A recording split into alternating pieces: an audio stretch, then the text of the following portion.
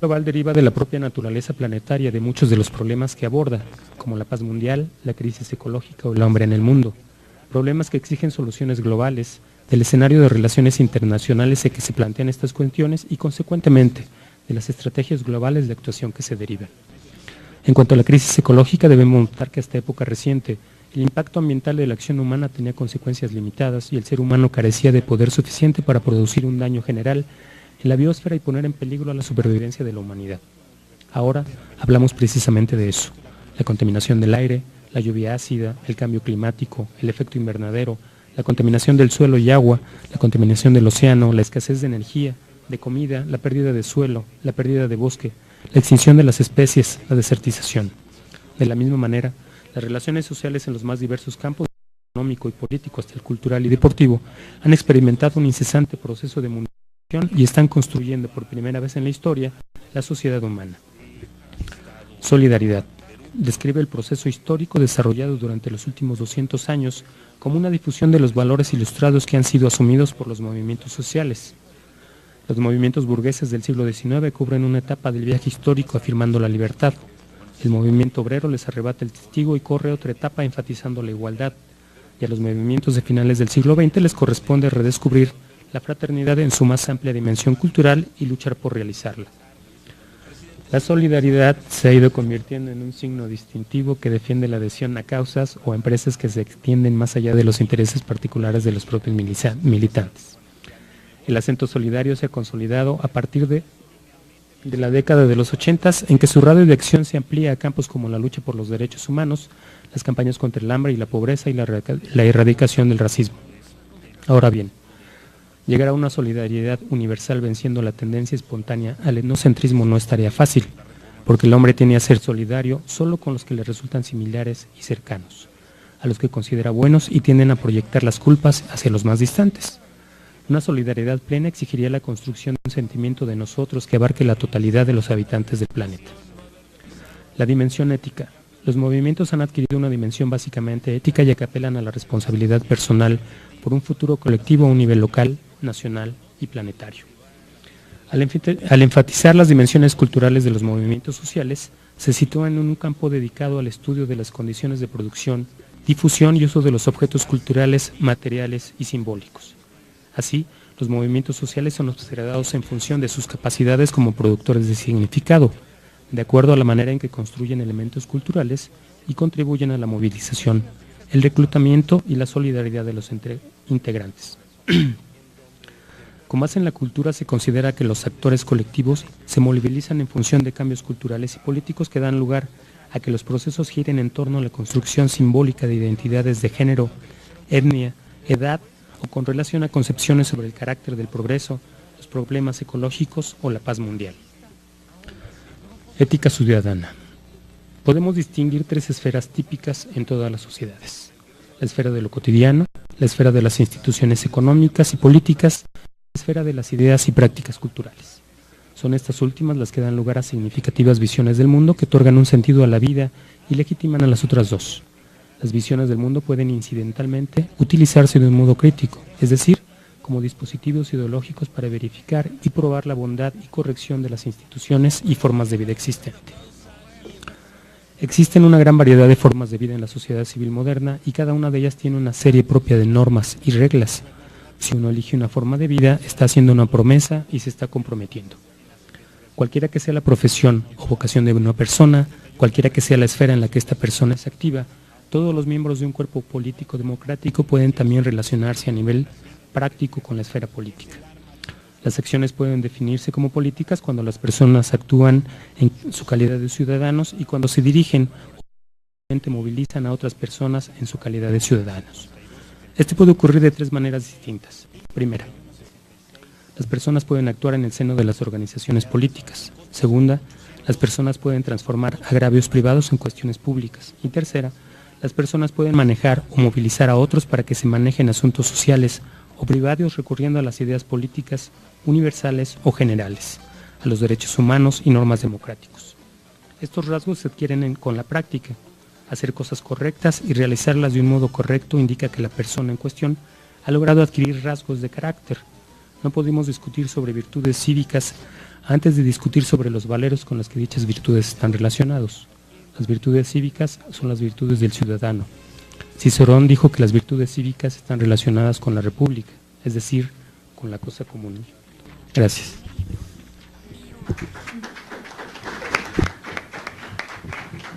Gracias, Salvador. Y le cedemos la palabra al maestro Alfredo Guerrero.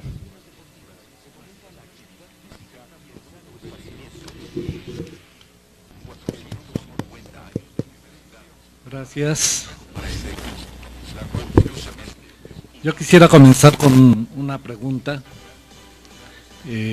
¿La tolerancia es posible en el campo de la política? Es posible y debe existir en el campo de la política, cuando en la política es un espacio privilegiado de disputa, de poder, de ejercicio de poder. Entonces esto nos lleva a pensar si la tolerancia en este campo de la política no será un contrasentido. En 1995 la Organización de las Naciones Unidas declaró el Año Internacional de la Tolerancia y lo declaró en medio de un conjunto de conflictos que tendían a expandirse por todo el mundo, y aparece, ¿verdad?, como una orientación en todos los países que conforman esta organización, pues promover la tolerancia, ¿verdad? Y el problema es que la tolerancia no puede estarse examinando en abstracto, sino es a la luz, justamente, y hablo desde el campo de la política, de la conflictividad que hace hoy en día el panorama mundial. Aquí hemos escuchado a nuestros compañeros que nos han antecedido, ¿verdad?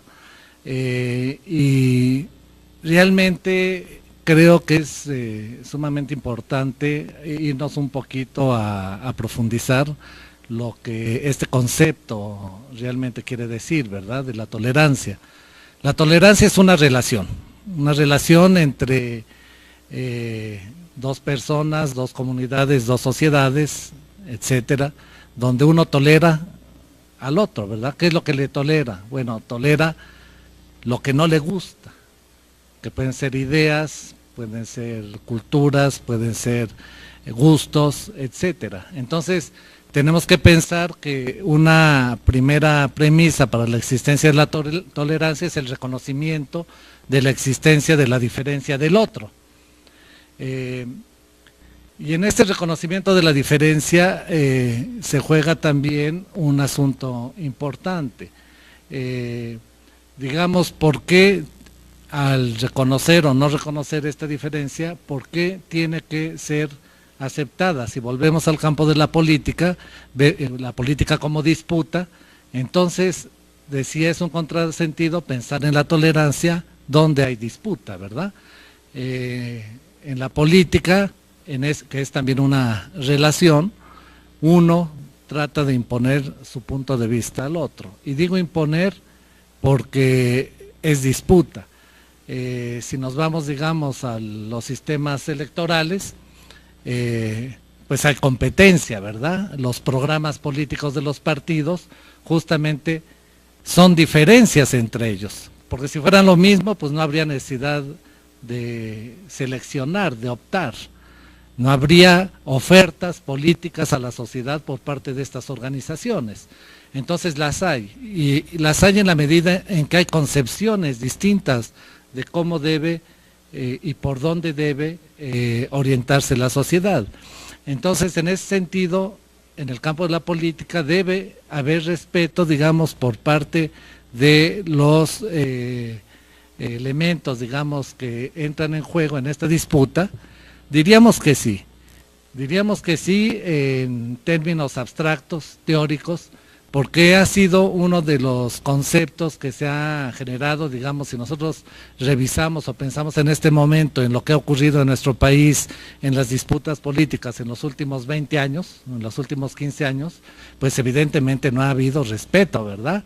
Y si recordamos, las contiendas electorales de estos 2 últimos decenios han sido contiendas tremendamente conflictivas, donde ha habido una gran cantidad de muertos, ¿verdad?, de estas contiendas políticas, y en donde no hay tolerancia, sino por el contrario, hay mucha intolerancia. Entonces, esto nos lleva a pensar, digamos, que la tolerancia en una sociedad de extrema desigualdad, porque hay que pensar que la tolerancia, en la medida que es una relación, implica también reciprocidad y presupone una igualdad de condiciones entre los sujetos que participan en este acto. Si no la hay, pues entonces no puede haber tolerancia. Decía que en una sociedad como la nuestra, de extrema desigualdad, puede haber tolerancia, o desde dónde vamos a ver nosotros el elemento de la tolerancia. Esto es importante, el posicionamiento desde el cual se ve la tolerancia, y sobre todo en el campo de la política. Puede haber tolerancia en una sociedad donde la desigualdad, donde el factor común es la imposición de uno sobre el otro, en un estado que no solamente diría fue, sino todavía sigue siendo autoritario. Cuando a Fox lo critica la prensa, su respuesta inmediata es descalificar a la prensa, ¿verdad? ¿Hay tolerancia allí? Pues evidentemente que no, desde luego que no. El que haya ganado otro partido político la presidencia de la República no quiere decir que se haya modificado automáticamente la relación política en México. Por lo tanto, tampoco quiere decir que hoy se sea más tolerante que el otro. Y todo esto va a tener una implicación, a la que volveré un poquito más adelante, en términos de si es posible educar para la tolerancia. En una sociedad fundamentalmente desigual, con extremas desigualdades, ¿a quién conviene, se puede uno preguntar, fomentar, promover el concepto de la tolerancia? Pues evidentemente, si uno hace una revisión histórica, no es lo mismo como se maneja el concepto de la tolerancia hoy en día a como se generó en la época de Rousseau y Voltaire. No es lo mismo, porque la condición, digamos, de la sociedad, que efectivamente es compleja, son sociedades complejas, eso no nos debe, digamos, de llevar a ocultar la desigualdad y la lucha que hay en estas sociedades complejas y desiguales, ¿verdad? Entonces, puede existir la tolerancia cuando no se parte, digamos, en los elementos de esta relación de una condición de igualdad. Pues evidentemente que no. ¿A quién conviene entonces promover un concepto de tolerancia en una relación de poder? Pues desde luego a quien está imponiendo, hasta a quien está ejerciendo el poder, ¿verdad? Porque quien no lo tiene no pide tolerancia de sus acciones cuando está luchando por modificar la relación. Y lo vemos en los movimientos sociales, lo vemos, porque si ustedes se dan cuenta y ustedes recuerdan un poco, en todos los conflictos sociales, quienes han, todo es cosa de revisar la prensa, quiero recordar en este momento el movimiento estudiantil de hace 1 año y medio, 2 en la UNAM, ¿verdad? Inmediatamente que fue cuestionado el poder responde con la tolerancia, ¿verdad? ¿Por qué no son tolerantes aquellos que ponen en cuestionamiento al poder? Y vemos en toda la historia contemporánea y quizás más allá, que cuando se cuestiona el poder surge el concepto de la tolerancia, pero no surge de quien lo cuestiona, surge de quien lo ejerce, ¿verdad? Entonces allí hay una trampa cognitiva, una trampa ideológica en la que yo pensaría que no habría que caer, porque esto nos impide ver realmente lo que está ocurriendo en nuestras sociedades cuando ahora se promueve la tolerancia. Entonces, si la tolerancia es una actitud frente al otro, en tanto que reconoce la diferencia, puede ésta ser enseñada, pues vemos que en el caso de ¿dónde se enseñaría? Bueno, se enseña en todos lados, ¿verdad? Desde el IFE, que promueve sus campañas de educación cívica, hasta la escuela. Pero allí entramos a un espacio que es realmente cuestionable desde este ángulo. El sistema educativo mexicano, desde sus niveles más elementales, como es la educación básica, es tremendamente autoritario. Entonces, ¿cómo enseñar tolerancia? Porque la tolerancia, en tanto valor y en tanto actitud, se enseña con el ejemplo. No hay tolerancia, no hay posibilidad de que se enseñe tolerancia, que se promueva esta actitud en un sistema educativo como el nuestro.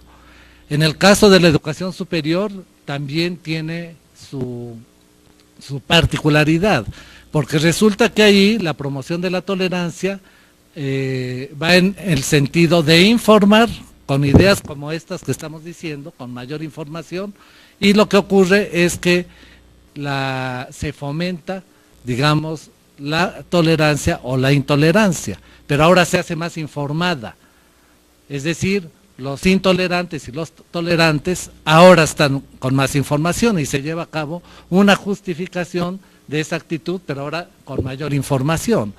Y entonces allí no hay que confundirnos en este espacio de disputa, digamos, ideológica y de disputa política, también en el espacio educativo. De ahí que yo pienso que la educación para la tolerancia, en la medida que no está resuelto, y no tiene por qué estar resuelto, ¿verdad? Porque es un problema que amerita más discusión y que mi intención de participar en esta mesa redonda era justamente problematizar el concepto. No está claro, no podemos pensar que hay que promover y educar para la tolerancia cuando hay muchos problemas por discutir alrededor de este concepto. En síntesis, yo voy a hacer una intervención breve, pienso...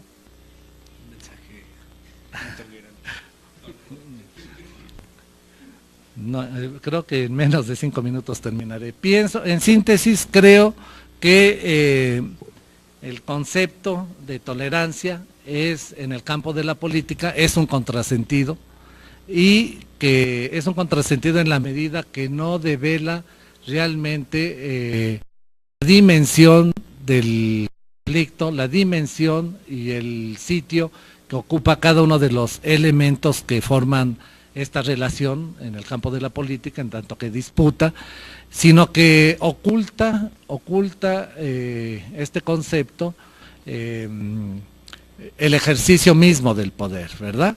Quien solicita tolerancia es siempre quien está ejerciendo el poder, quien lo está recibiendo esta acción, pues evidentemente piensa en términos de la lucha por conquistar ese derecho, por conquistar una relación más igualitaria, una relación que coloque, digamos, a estos componentes que intervienen en el campo de la política en una relación de pares. En síntesis, eso es lo que yo quería traer aquí como problema, pensando que la educación para la tolerancia tiene que pasar, debería pasar antes, por la reflexión de lo que es esto en el campo de la política. Obviamente que en otros campos, como en la religión, tiene otras connotaciones. Allí los códigos, digamos, éticos, los valores, etcétera, juegan un papel muy importante, pero en el caso de la política cobran una dimensión distinta. De este modo concluyo que educar para la tolerancia debe llevarnos antes a reflexionar con mayor profundidad lo que esto significa en el campo de la política y lo que realmente está significando en nuestra sociedad, en nuestro medio donde nos movemos, porque, con esto ya concluyo, la tolerancia también tiene límites, y estos límites son establecidos a partir de un marco y un código también valorativo. No se puede tolerar cualquier cosa.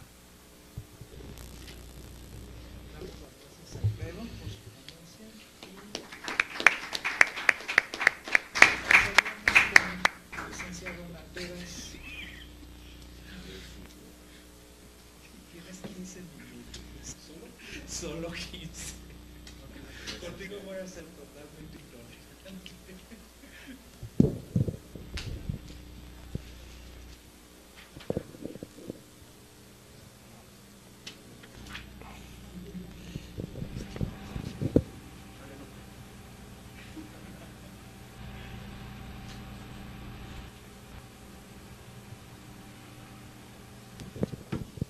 Bueno, creo que lo que ha presentado Alfredo va a generar un buen debate y yo voy a presentar información derivada de investigaciones que hemos realizado a lo largo ya de un tiempo largo justamente con niños y básicamente el tema que nosotros trabajamos o las cuestiones que trabajamos tienen que ver con socialización política, cómo los niños y las niñas mexicanas se van adentrando, se van incorporando al ámbito público y se van interesando sobre las temáticas que tienen que ver con este espacio. En este caso en particular, parte de la información que les traigo se refiere específicamente a la noción de tolerancia, aunque no es necesariamente este el tema sobre el que más hemos trabajado. Y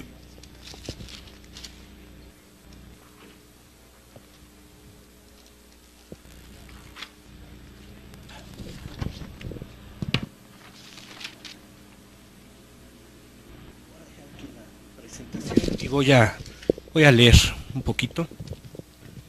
En muchos sentidos, pensar en el papel de los niños y niñas en la sociedad es aludir al acto de callar. Esta concepción se desprende de la raíz etimológica de la noción de infancia, ya que infal, de donde procede la palabra infancia, significa el que no habla, la cual culturalmente se ha extendido a la idea del que nada tiene que decir. De esta concepción se deriva una construcción social que respecto a la infancia existe en el espacio mismo de la familia, la cual determina formas de relación y trato y forma parte de su sistema de valores en el espacio familiar. La afirmación "tú te callas" que una persona adulta dirige a un infante, o la creencia "ellos no entienden las cosas de los mayores", puede hacer suponer la existencia largamente construida de una cultura del silencio y por ende de la no participación impuesta a la población infantil. Sin embargo, pese a tales concepciones y prácticas, como diría Galileo Galilei, sin embargo hablan.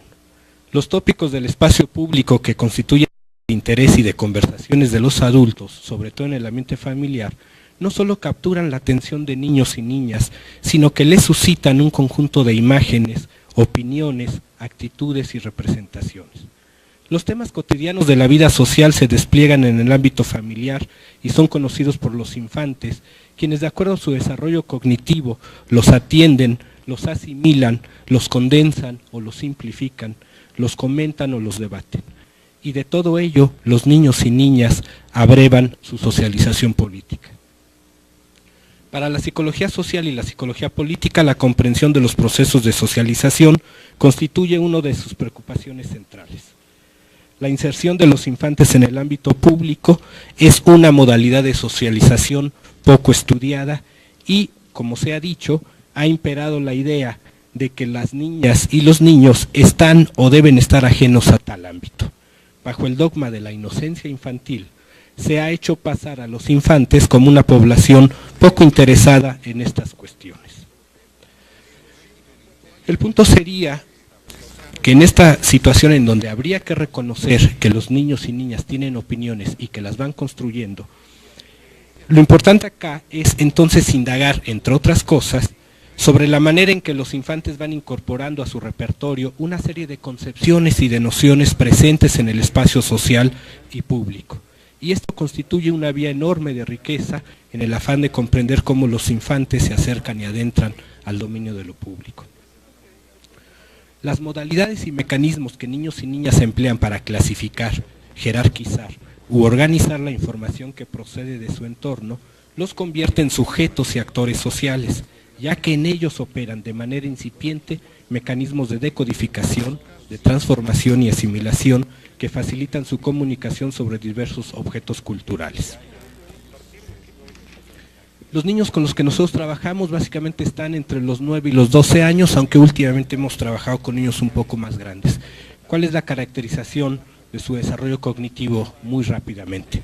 Entre los 7 y los 11 años de edad, los niños y niñas avanzan de un pensamiento y actuar egocéntrico a modalidades de interacción para el establecimiento de lazos de apego e intercambio con sus congéneres de la misma edad.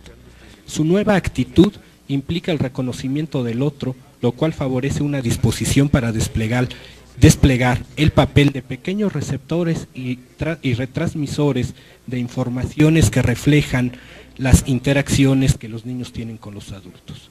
Estas nuevas condiciones también tienen su expresión en el desarrollo de sus capacidades cognitivas, las cuales les permiten comprender y reconocer un mayor nivel de complejidad de su entorno. Capacidades como la clasificación, jerarquización y organización abstracta y mental serán cruciales para enfrentarse a la esfera de lo público y lo político.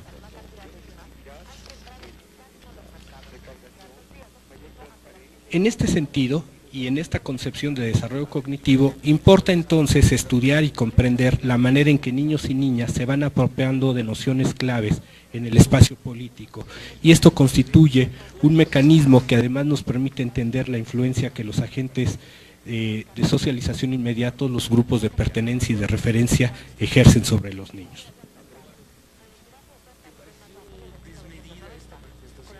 Bueno, a continuación entonces voy a presentar diferentes 3-4 láminas con información derivada de investigaciones realizadas en distintos momentos con distintas poblaciones, que incluso conviene aclarar en términos metodológicos, no es habría que tener cuidado de extrapolar resultados de una investigación a otra, porque no corresponden necesariamente ni a la misma población ni con procedimientos similares, pero creo que el ejercicio vale la pena en el sentido que se puede ir avanzando sobre distintas aproximaciones que nos pueden dar una idea de, en relación a este concepto, cómo los niños y niñas lo van construyendo, ¿no? Y empiezo con una referencia justamente etimológica, ¿no? Como ustedes lo han visto si han estado en estas presentaciones desde ayer, un poco hoy mismo, básicamente existen dos acepciones de la noción de tolerancia, dos acepciones que han sido estudiadas, que han sido referidas, y que justamente este término, el de tolerancia, es uno de los términos dentro de los valores de la democracia que más dificultad tiene de ser aprendido en términos de su significado, ¿no? Y estas dos definiciones señalan una de las problemáticas que ya en términos prácticos, incluso algo de lo que señalaba Alfredo, pero también una cosa importante que señalaba Susana, tiene en cuanto a su expresión. En la primera acepción, este sustantivo, toleratia ae, que es una derivación, una conjunción, significa sufrimiento, acción de sobrellevar, soportar o resistir. Y por derivación, indiferencia o escepticismo. Esta es una primera concepción. Pero el mismo concepto tiene otra raíz, tiene otro origen, que es tolere, aceptar y respetar, que es una definición crucial, y que también se entiende como otorgar reconocimiento al conjunto de creencias o posturas que no compartimos, y también por analogía se entiende como indulgencia, condescendencia, comprensión y moderación. De ahí viene, si ustedes han leído algo sobre tolerancia, esta idea de que el concepto de tolerancia tiene como una parte negativa y una parte positiva, ¿no? La parte negativa se supondría estaría vinculada a esta cuestión como de soportar, de aguantar, que además ahorita lo vamos a ver con los chavos, está en el lenguaje común, y la otra tiene que ver con el reconocer al otro, ¿no? Que es a veces como se trabaja, pero también de pronto se olvida lo que está detrás, ¿no? Ahora, hay otros aspectos que es importante señalar.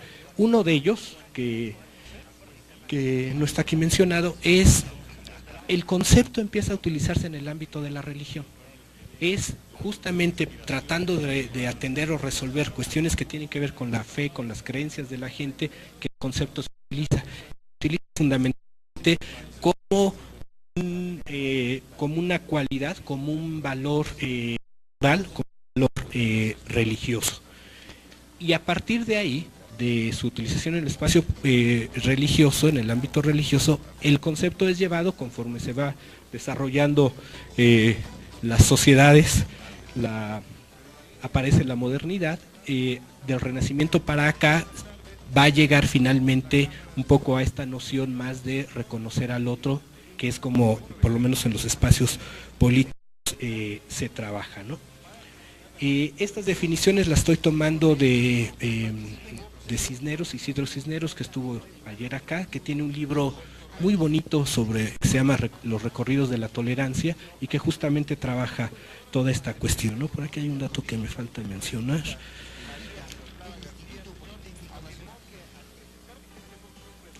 Bueno, Cisneros también señala, y no solo él, hay muchos autores que refieren que la noción de tolerancia es consustancial a la democracia, que no se puede entender la noción de democracia si no es a partir de la noción de tolerancia. Incluso cualquier otro valor que es importante para la democracia en la literatura, libertad, la justicia, la legalidad, el respeto, sin la condición de la tolerancia, de pronto podría no tener sentido, ¿no?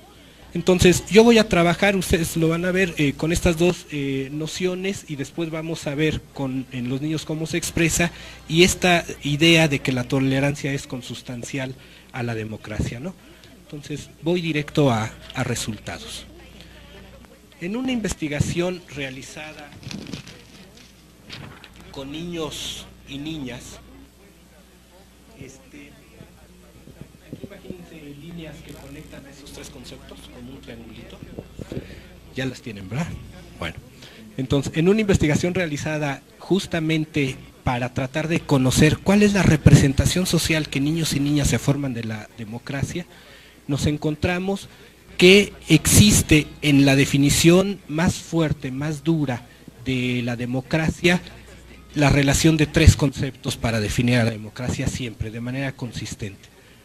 Igualdad, tolerancia y elección son las nociones que para niños y niñas definirían a la democracia, ¿sí? Ahora, lo que está abajo, y esto siempre nos lo encontramos, la única... No, no, pero es que no puedo rayar acá. La única... perdón, lo que está abajo es lo siguiente. Este asunto de que si la tolerancia es consustancial a la democracia, lo encontramos en que en este modelo la tolerancia forma una parte de la definición de democracia, ¿sí? Bueno, ahí está la línea, ¿sí? Ahora, ¿qué quiere decir esto de abajo? En la definición, esta es la parte de niños, o sea, esta es común a los dos. Esta es la parte que corresponde a niños y esta es la parte que corresponde a niñas. O sea, si ustedes se fijan, aunque la tolerancia ocupa un lugar relevante es un término dentro de la definición de democracia, el concepto que para niños y niñas está ligado al de democracia es elección. En todas las otras construcciones que hicieron los niños, la elección siempre aparece. Siempre aparece como una noción, ¿sí?, que está vinculada a la democracia. En este sentido diríamos que para los niños un elemento consustancial a la democracia es el asunto de la elección. Sin embargo, en otras construcciones aparece el asunto de la tolerancia, o sea, sí ocupa un lugar relevante el asunto de la tolerancia, por lo menos en términos de noción, ¿sí? Bueno, quédense con ese dato. Este fue un estudio, les digo entonces, en donde se trataba de explorar o de se exploró cuál era la manera en que los niños construían en términos de representación social a la democracia, ¿no? Este es una lámina que muestra otro tipo de trabajo. En este trabajo lo que nosotros preguntábamos, entre otras cosas, era que los niños nos dijeran cuáles valores, simplemente así, cuáles son los valores que corresponden a la tolerancia, ¿no? ¿Cuáles son los valores de la tolerancia? Perdón, de la democracia. Y entonces, lo que encontramos, los números que están ahí corresponde al número de ocasiones que fueron referidos cada concepto. Después cada concepto regresamos con los niños para que nos señalaran cuáles eran los descriptores, o sea, una vez que habían dicho que la justicia era un valor de la democracia, después fuimos a preguntarles qué entendían por justicia, qué otras nociones habían. Entonces, bueno, es un trabajo que tiene mucho despliegue, pero aquí lo que importa es, en todo caso, dentro de las referencias y luego importantes en términos de su frecuencia, la tolerancia está para los niños, siendo un elemento importante para definir a la democracia, ¿no? Entonces, bueno, por lo menos aquí encontramos un elemento y hay un dato de una investigación que acaban de realizar 2 estudiantes prácticamente ya egresados de la licenciatura en Psicología Social, en donde justamente trabajan entre una de las cosas la parte de tolerancia y lo trabajan en términos de grupos focales, y ahí hay una referencia de cómo un grupo de jóvenes de secundaria definen a la tolerancia. Ahorita se las digo.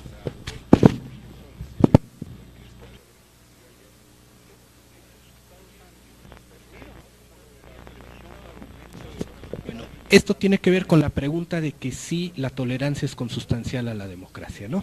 Y este grupo de jóvenes, que es una investigación de una tesis que está ya por ser concluida, un grupo de jóvenes dice en relación a la tolerancia: la tolerancia es parte de la democracia, es como el corazón, es imprescindible, es como la amistad. Nadie tiene derecho a cambiarnos porque a ti te gusta vestirte como quieras, nadie tiene derecho a cambiarnos. Este es simplemente como un dato, ¿no? Ahora, uno de los, dentro de estos conceptos, después nosotros tratamos de buscar si existía relaciones entre los conceptos, si de pronto justicia era definida a partir de alguno de los otros valores, y en el caso de la tolerancia, el único otro valor con el cual estuvo asociado fue el del respeto. Y entonces aparece aquí un elemento central en la definición de tolerancia, ¿no? La tolerancia como la consideración y el reconocimiento del otro, que implica naturalmente el respeto, ¿no? 5 minutos. Sí. Muy bien. Ahora, desglosando, ¿sí? Cuando le pedimos a los niños que nos describieran qué conceptos asociaban, relacionaban con la tolerancia, estos fueron los conceptos que nos dieron. Los números indican el número de ocasiones en que ese concepto fue mencionado, ¿no? Entonces, soportable, paciencia, respeto, comprensión, tiempo, que este fue un concepto muy raro. Cuando trabajamos con los niños, a lo que estaban aludiendo era que ser tolerante implica que pase tiempo, o sea, que transcurra tiempo, y que tiene que ver con una cuestión como, tiene que ver un poco con calma o con simplemente esperar. ¿Sí? Tiempo sobrellevable, calma, espera, aceptación y acatamiento, ¿no? Entonces, este es como los descriptores que están. Ahora hagamos un ejercicio.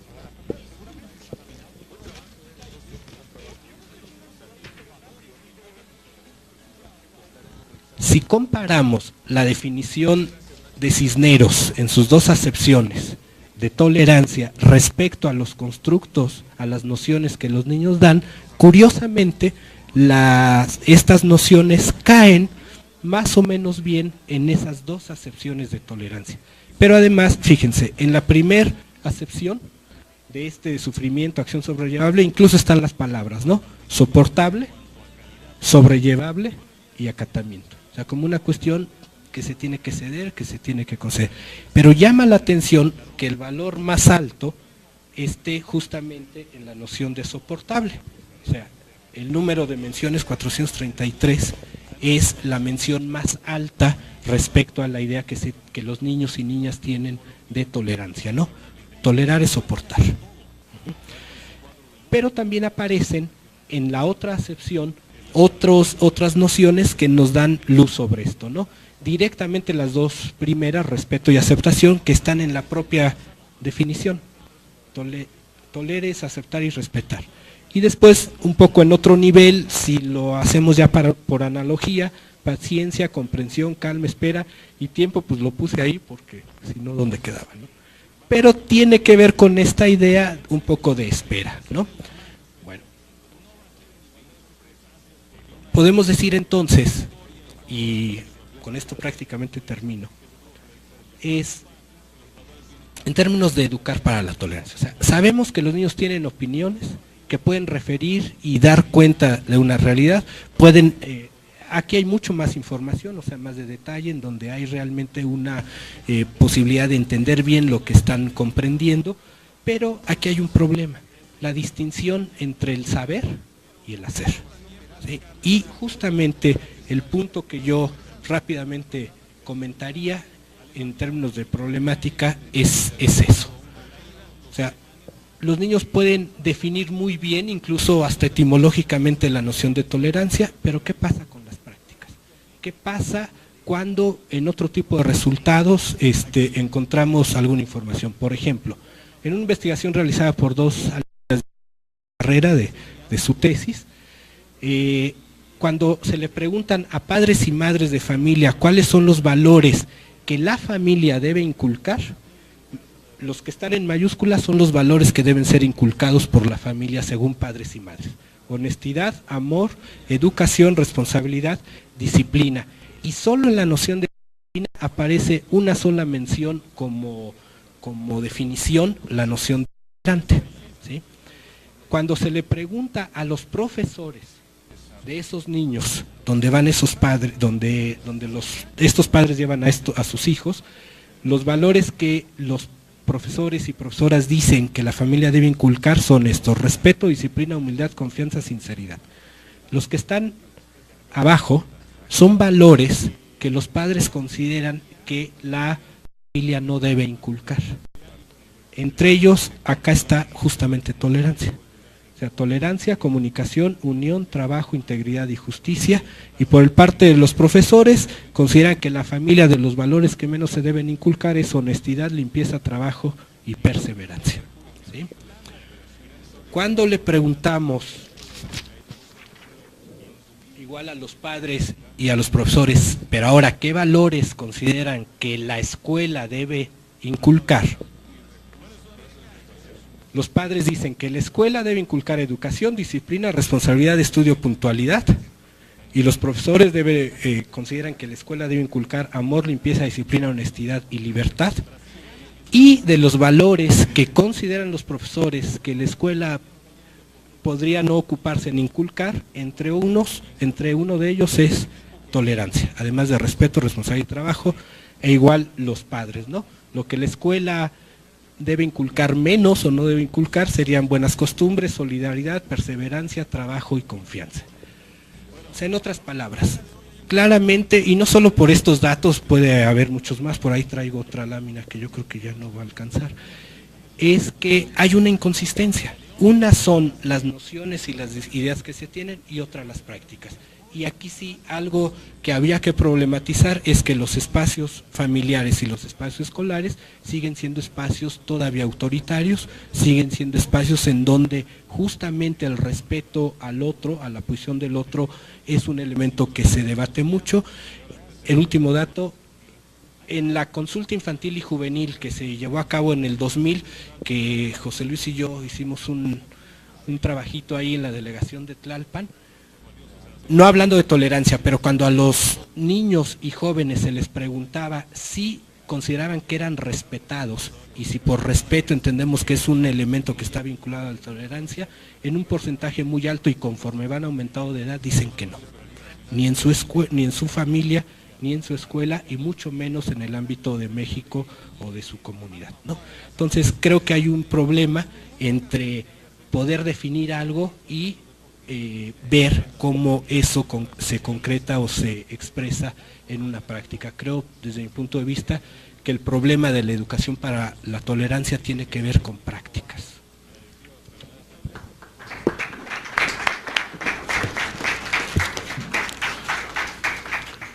Muchas gracias, Octavio. Y tenemos tiempo, 15 minutos, para abrir una sesión de preguntas.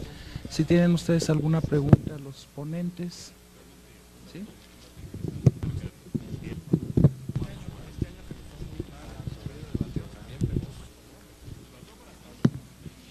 Sí, Y si pueden ampliar su opinión acerca de la postura que planteó el profesor acerca de que no es posible educar para la tolerancia en un sistema educativo autoritario. ¿Cuál es la opinión del resto de los ponentes?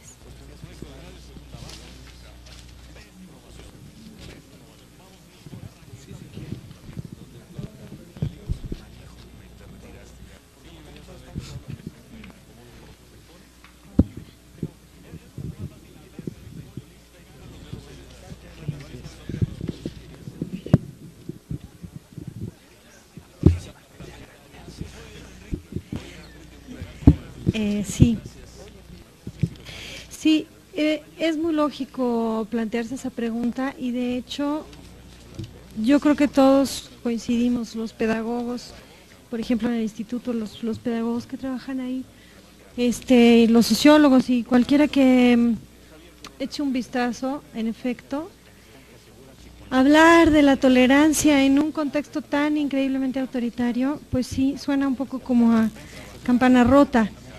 Sin embargo, precisamente de lo que se trata es de un poco preguntarse un poco menos si fue antes el huevo o la gallina y tratar de incidir deliberadamente en la modificación de ese tipo de prácticas. En efecto, nuestra sociedad no ha sido hasta el momento precisamente libertaria, que digamos, ¿verdad? Ni particularmente tolerante. Y justamente la construcción de una cultura democrática tiene que ver con que, insistamos, aprendamos a utilizar la serie de herramientas que tenemos instrumentales en la ley y en las formas establecidas para la contienda por el poder, porque en efecto se trata de una contienda por el poder, que aprendamos a utilizarlas de tal manera que se pueda las que junten mayoría, ¿no? Que esa es la cosa de la democracia, ¿no? Hay que ir convenciendo, hay que ir sumando mayoría. Y las minorías, en efecto, en algún momento pueden convertirse en mayorías y de eso precisamente de lo que se trate, que quienes logren por vías legítimas juntar una mayoría sean quienes lleguen al poder, por vías legítimas, por vías pacíficas. Sin embargo, una de las condiciones que yo mencionaba al principio es precisamente considerar a las minorías, ¿no? Que es lo que permite que se enriquezca la discusión pública y que es lo que permite que las decisiones públicas, ¿no? sean eficientes y sean eficaces. Bueno, entonces, en este juego de aprender a usar nuestros mecanismos, que realmente pues no lo hemos hecho normalmente, más que con el ejercicio del poder autoritario, pero en este juego de aprender a usar nuestros mecanismos, parte de lo que es la educación cívica, parte de lo que es la educación para la tolerancia es precisamente tratar de incidir en romper estas inercias autoritarias y aprender a manifestarnos, los ciudadanos, a manifestar nuestras opiniones, primero aprender a estructurarlas, después a manifestarlas, después a hacerlas valer por las vías establecidas. Justamente de eso se trata ahora. La tolerancia, en efecto, debe aprenderse a partir de las prácticas. Digamos, por ejemplo, en el instituto, parte de los programas, una de las bases de los programas, es que no sea simplemente el aprendizaje de conceptos, sino que dentro de las técnicas didácticas, de juegos, de reflexión y acción, se pueda en un momento dado vivir lo que es la tolerancia y se aprenda a practicar en la realidad, en lo que es significativo, pues para los receptores de estos programas, en el caso de niños, jóvenes, incluso de adultos. Es decir, parte de lo que forma parte de las técnicas pedagógicas de los programas del instituto es la vivencia. Y en esa medida los valores se demuestran a sí mismos y se presentan, ¿no?, ante la población como algo que es necesario ejercer. Y bueno, esto es lo que podría yo responder al respecto.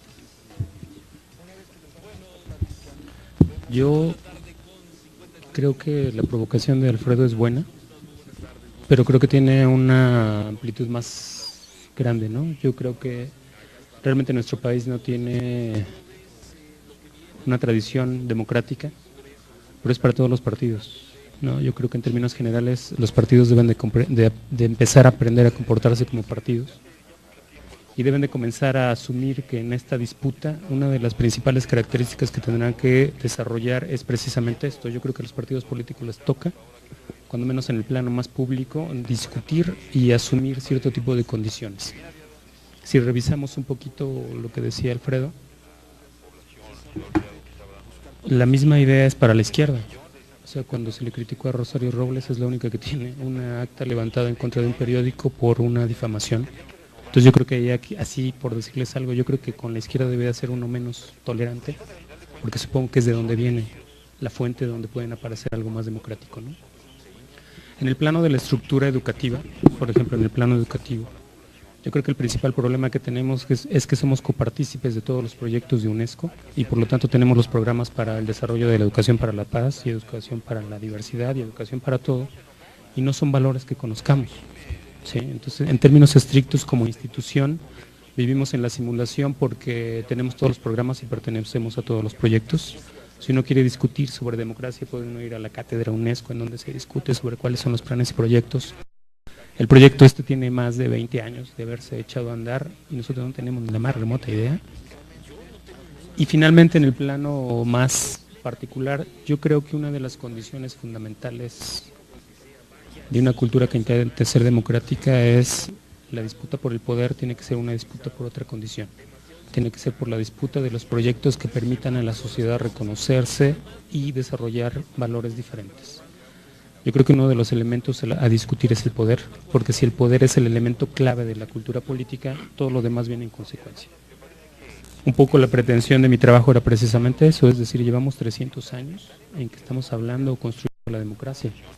Y como país, somos el país probablemente más autoritario que llegó al final de la disputa y por lo tanto tenemos que comenzar a recomponer las instancias que permitan el reconocimiento de los otros y la discusión, porque yo creo que respuestas como las que han dado la Cámara de Diputados y de Senadores a las personas que van y les demandan que entreguen soluciones son verdaderamente patéticas y lamentables, ¿no? Como de decirle a los empresarios que, pues como ya fueron a reclamar, pues ahora les van a subir los impuestos, ¿no? Es así como que es verdaderamente lamentable el nivel de discusión. Y supongo que como somos académicos aquí, pues nos podemos platicar y medio discutir entre nosotros, pero es fundamental que empecemos nosotros a discutir sobre cómo la democracia puede ser un proyecto a muy largo plazo en nuestro país. A muy largo plazo. Porque, por decirles algo, en esta institución es muy claro que cuando hay una posibilidad de transformación por parte de las autoridades, los alumnos ven como los otros, como los representantes de la OMC, del Banco Mundial. Entonces yo creo que ese tipo de cuestiones tenemos que comenzar a aprender a hacerlas, porque no lo sabemos, ¿sí? Tenemos que comenzar a aproximarnos al desarrollo de habilidades que nos permitan la discusión, la confrontación. La idea muy sencilla, es decir, no va la vida de por medio, porque ese es el punto, ¿no? Yo tenía 2 versiones de mi trabajo, y una de las versiones es la única posibilidad, como lo dijo Alfredo, la única posibilidad de tener una presencia política es siendo intolerante y asumiendo que el proyecto de nación que uno tiene es el único y el mejor y que todos los demás están equivocados, ¿no? Cuando no se discute la disposición de cómo se construye la democracia, tenemos un pequeño problema a resolver y no tiene que ver con el IFE, no tiene que ver con las universidades, no tiene que ver con los partidos políticos, sino cómo nos estamos imaginando en la sociedad que necesitamos desarrollar la democracia, ¿no? Y ahí sí, todos estamos involucrados. Bueno, yo quiero comentar rápido.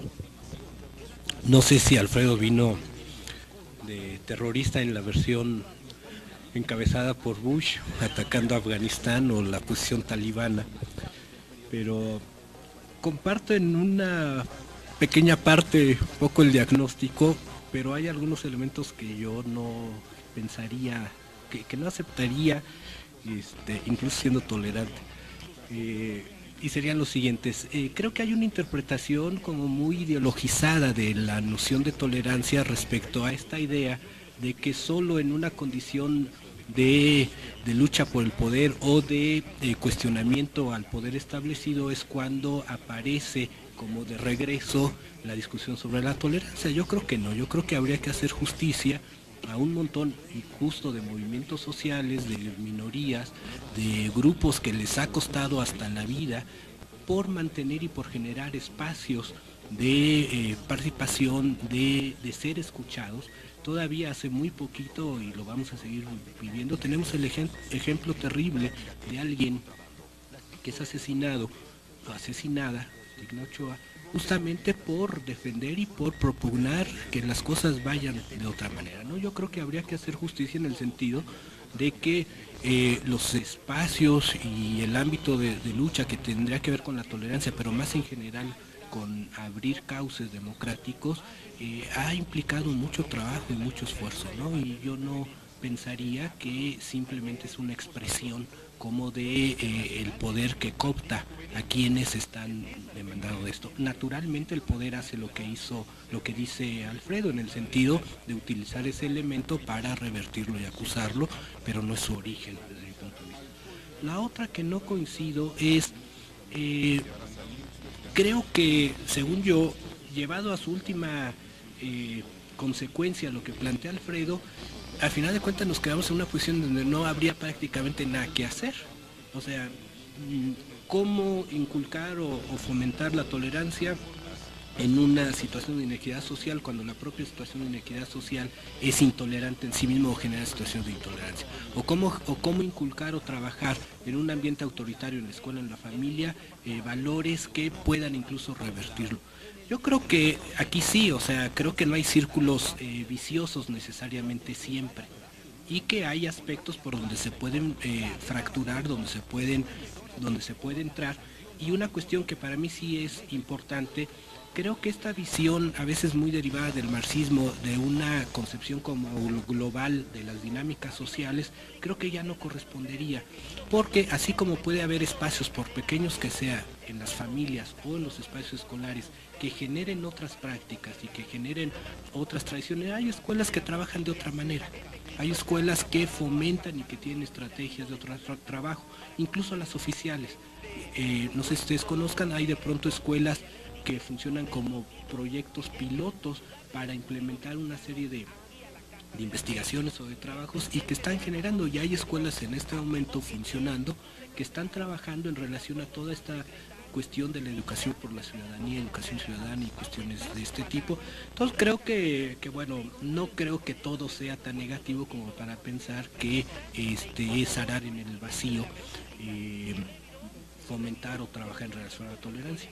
Ahora, tampoco quiero ser ingenuo. El régimen político que hemos heredado, lo que ha sido el siglo pasado en términos del desarrollo político en nuestro país, es lamentable. Y ahí hay una inercia que justamente sí habría que enfrentar y que habría que cuestionar, porque de ahí se deriva buena parte de las prácticas y las acciones que nosotros mismos tenemos en el ámbito político. O sea, de ahí se derivan en buena parte. Eso no lo justifica, sin embargo, creo que sí nos puede dar ciertos visos, ¿no? Cuando hace relativamente muy poco que este país tiene una cámara de senadores y diputados relativamente independiente, hace muy poquito. ¿Cuántos años creen? Cuando se hizo la declaración donde la encabezó el Congreso Porfirio Muñoz Ledo, ¿hace cuánto? ¿8 o 10 años? Si es que ahí se ubica. De todos modos, el trayecto, ahí coincido con Salvador, para ir desbrozando, para ir caminando y para ir construyendo de otra manera, va a ser larguísimo. Y lamentablemente, ahí sí, en términos de prácticas, las prácticas que tenemos como referencia, las que nosotros aprendimos, ¿sí?, aunque solo hubiera partido único, son deleznables. O sea, son prácticas que simple y sencillamente no llevan a ningún espacio de convivencia. Si a eso le aunamos el uso del poder y la cooptación política que todavía sigue imperando en nuestro país, en estos grupos que todavía están ahí en algunos estados o incluso hasta hace muy poquito en el gobierno federal, pues creo que efectivamente sí puede derivarse esta idea un tanto como pesimista o trágica de Alfredo, ¿no? Yo evidentemente, y eso es mi fortuna, yo sí creo que habrá que educar, no solo para la tolerancia, habrá que trabajar, porque hay un aspecto que hasta hace poco está empezando a cobrar relevancia y yo creo que ahí está la posibilidad, la ciudadanización. O sea, más allá de un régimen parlamentario, más allá de cualquier cosa, el asunto de la participación y una participación llevada en los espacios de origen, en donde están los problemas, creo que puede ser una buena condición y ahí hay que educar y ahí hay que trabajar. Y yo siempre me he congratulado porque con quien trabajo son con niños y afortunadamente tampoco en una visión idealista, pero de pronto trabajar con niños puede ser hasta más terapéuticamente más favorable que trabajar con adultos, como supongo que trabaja acá mi compañero Alfredo, y de pronto la dimensión de la realidad se pierde, ¿no? Sí, por supuesto. Cuando yo digo en el ejercicio del poder, no me estoy refiriendo a el PRI, el PAN o el PRD, cualquiera que esté en ese ejercicio del poder, cambia su dimensión en la tolerancia. Hoy en día al jefe de gobierno le critican que es intolerante porque cerró los clubs nocturnos, ¿verdad? Y efectivamente cuando está en el ejercicio del poder se vuelven intolerantes. A mí, yo lo que quiero comentar es justamente con los datos de Octavio, que me parecen sumamente importantes y que corroboran justamente el problema que planteé. El dato del tiempo, yo lo interpretaría precisamente, hay dos datos que me parecen muy importantes. Uno es el del tiempo. ¿Por qué? ¿Y por qué dicen los niños? Si nosotros recordamos el mensaje televisivo, que es un mensaje de promoción de tolerancia, de cuenta hasta 10, ¿se acuerdan ese? Mantén la respiración y cuenta hasta 10, antes de actuar, ¿verdad? Bueno, ¿qué nos están diciendo?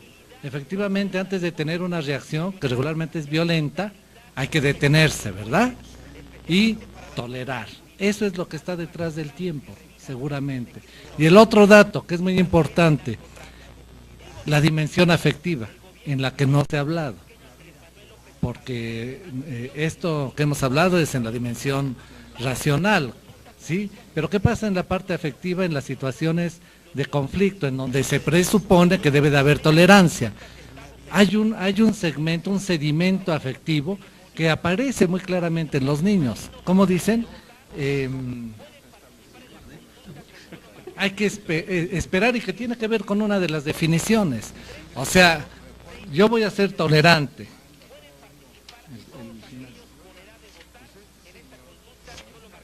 La espera, ¿sí? La espera.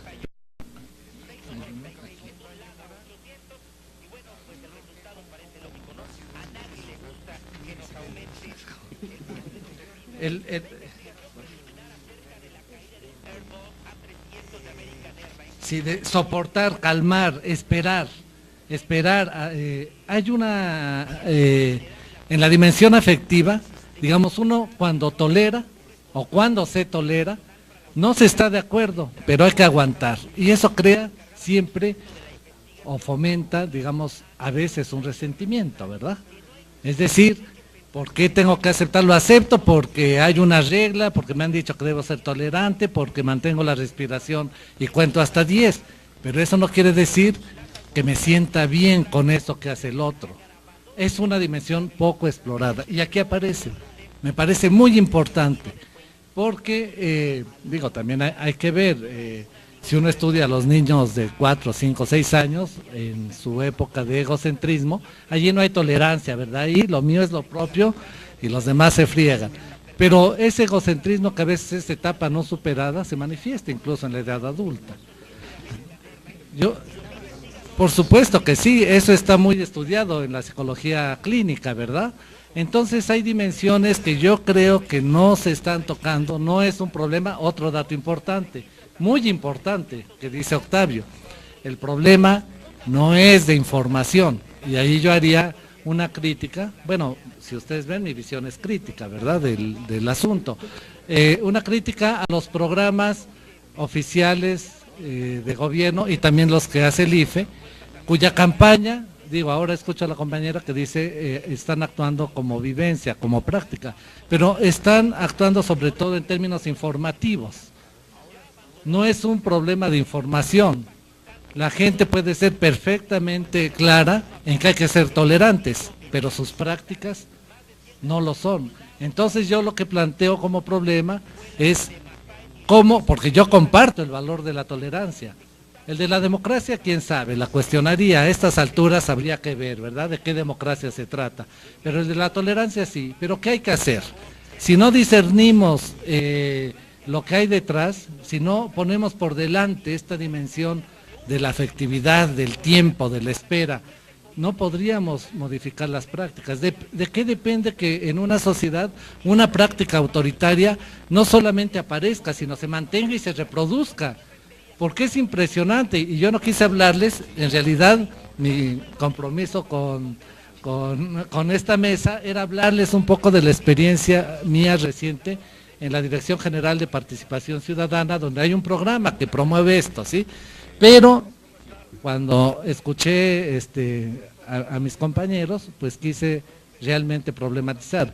¿Qué pasa, digamos, y es impresionante ver que sujetos y grupos que promueven la tolerancia como principio, cuando se colocan en el ejercicio del poder, se vuelven a veces más intolerantes que quienes les antecedían?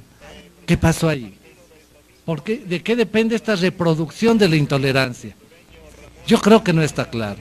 Yo creo que todavía nos falta mucho por ver, por discutir, por investigar, para poder discernir hacia dónde vamos en una transformación realmente de prácticas sociales que efectivamente se hacen daño. Hay criterios también valorativos, principios filosóficos, de cuándo, por eso hablaba de los límites, hasta dónde se va a ser tolerante, ¿verdad? Y esto también ha sido discutido por los filósofos, hasta dónde se va a ser tolerante, hay criterios. Entonces creo yo que el asunto no es menor, es bastante complejo, como para, digamos, dar un posicionamiento único, o reproducir alguna visión teórica de las que actualmente pues tenemos en nuestros libros.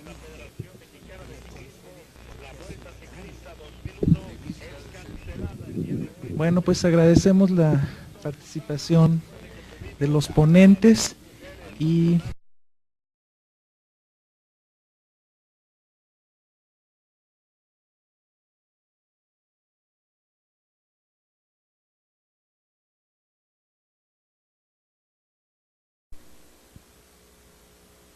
global deriva de la propia naturaleza planetaria de muchos de los problemas que aborda, como la paz mundial, la crisis ecológica o el hambre en el mundo. Problemas que exigen soluciones globales, del escenario de relaciones internacionales en que se plantean estas cuestiones y, consecuentemente, de las estrategias globales de actuación que se derivan. En cuanto a la crisis ecológica, debemos notar que hasta época reciente, el impacto ambiental de la acción humana tenía consecuencias limitadas y el ser humano carecía de poder suficiente para producir un daño general en la biosfera y poner en peligro a la supervivencia de la humanidad. Ahora hablamos precisamente de eso: la contaminación del aire, la lluvia ácida, el cambio climático, el efecto invernadero, la contaminación del suelo y agua, la contaminación del océano, la escasez de energía, de comida, la pérdida de suelo, la pérdida de bosque, la extinción de las especies, la desertización.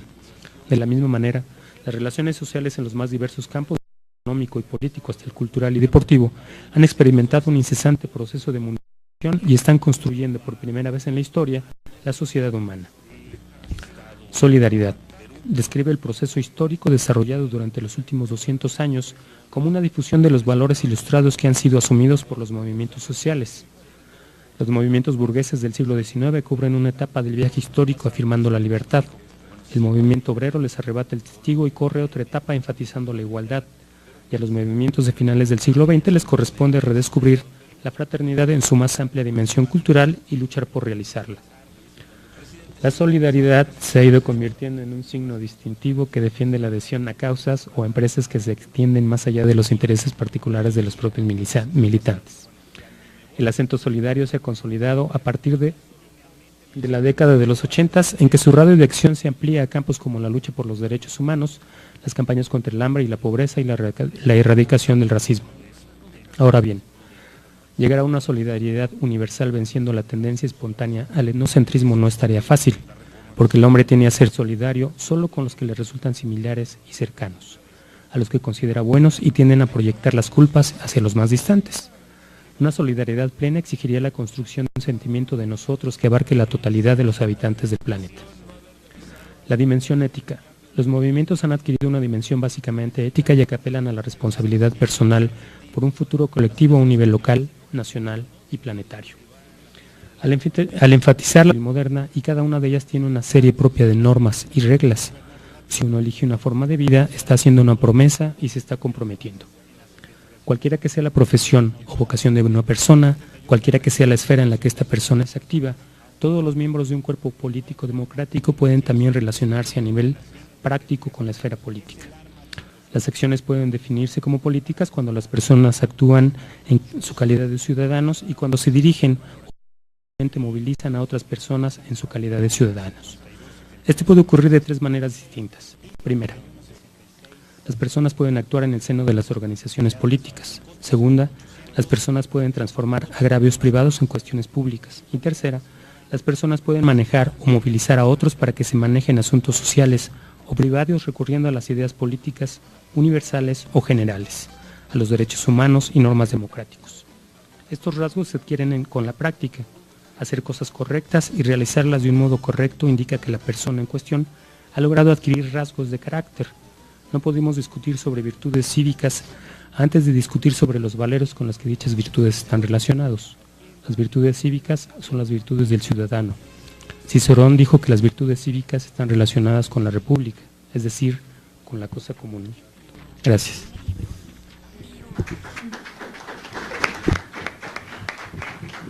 Gracias, Salvador. Y le cedemos la palabra al maestro Alfredo Guerrero.